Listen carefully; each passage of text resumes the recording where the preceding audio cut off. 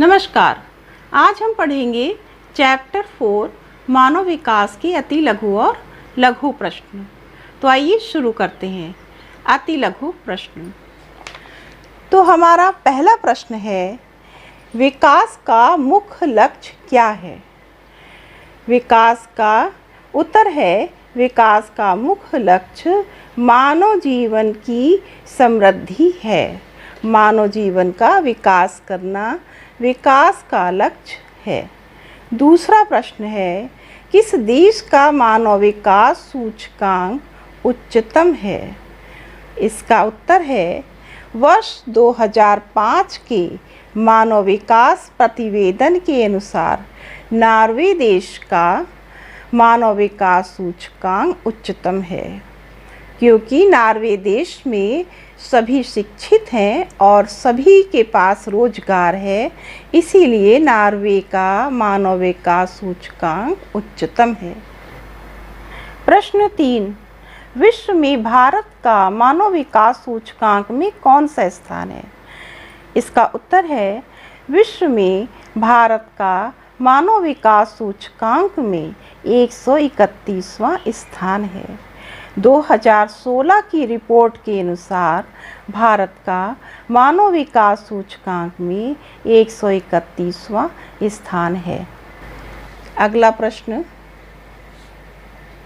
दीर्घ और स्वस्थ जीवन जीना मानव विकास के महत्वपूर्ण पक्ष हैं।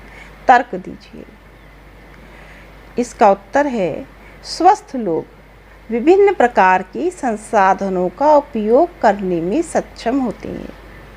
अर्थात स्वस्थ व्यक्ति ही संसाधनों का उपयोग कर सकता है। इससे उत्पादकता में वृद्धि होती है। स्वस्थ व्यक्ति होगा तो कार्य अधिक करेगा, तो क्या होगा? इससे उत्पादकता में वृद्धि होगी और इसी कारण देश के विकास की गति में भी वृद्धि होती है। पांचवा प्रश्न है, मानव विकास के 3 मूलभूत क्षेत्र कौन से हैं?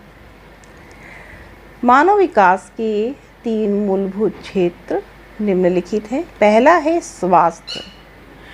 जन्म से लेकर पूरी जीवन स्वस्थ रहना मनुष्य का अधिकार है और मनुष्य का स्वास्थ्य जन्म से लेकर जीवन प्रत्याशा तक, इसमें मनुष्य के स्वास्थ्य को देखा जाता है। दूसरा है शिक्षा। बच्चों की विद्यालय की शिक्षा और वयस्कों की शिक्षा का स्तर भी देखा जाता है। तीसरा नंबर है क्रय शक्ति।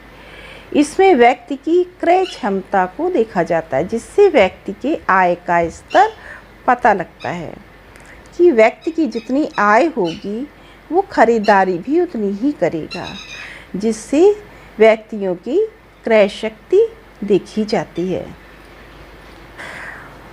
अब हम देखते हैं लघु प्रश्न। लघु में पहला प्रश्न है, मानव विकास की 4 प्रमुख घटकों का वर्णन कीजिए।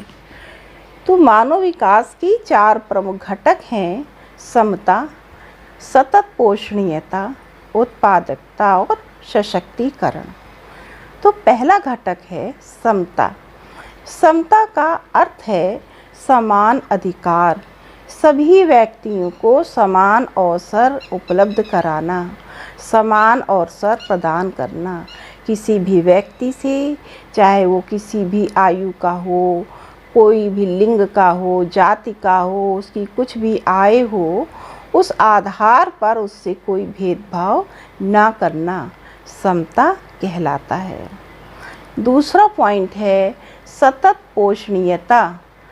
तो सतत पोषणीयता में संसाधनों का उचित उपयोग करना, ये ध्यान रख कर के कि भावी पीढ़ी को भी इन संसाधनों का उपयोग करना है, तो हमें संसाधनों का उचित उपयोग आवश्यकता अनुसार करना होगा।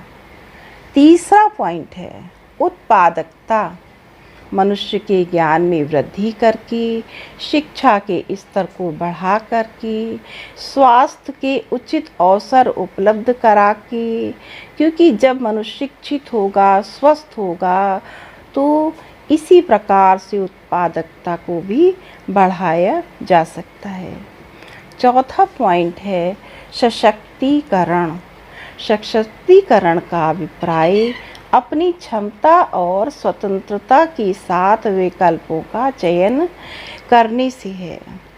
सशक्तिकरण का अभिप्राय अपनी क्षमता के अनुसार स्वतंत्र होकर के अपनी कार्य क्षेत्र का चयन करना सशक्तिकरण कहलाता है। अब हम दूसरे प्रश्न पे आएंगे। हमारा दूसरा प्रश्न है मानव विकास के उपागमों का उल्लेख कीजिए। मानव विकास में आने वाली समस्याओं को मानव विकास के उपागमों के माध्यम से समझा जा सकता है। पहला उपागम है आय उपागम। आय उपागम एक प्राचीन उपागम है। इसमें मानव की आय देखी जाती है। पहले आय देखकर ही मनुष्य के विकास के स्तर को समझा जाता था कि किसी मनुष्य की यदि आय अधिक है तो उसका विकास भी उच्च स्तर का होगा। दूसरा पॉइंट है कल्याण उपागम। इसमें शिक्षा, स्वास्थ्य, सामाजिक सुरक्षा जैसे कल्याणकारी लक्ष्य शामिल हैं जो मानव विकास के स्तरों को बढ़ाने में सहयोग करते हैं। तीसरा पॉइंट है आधारभूत आवश्यकता उपागम।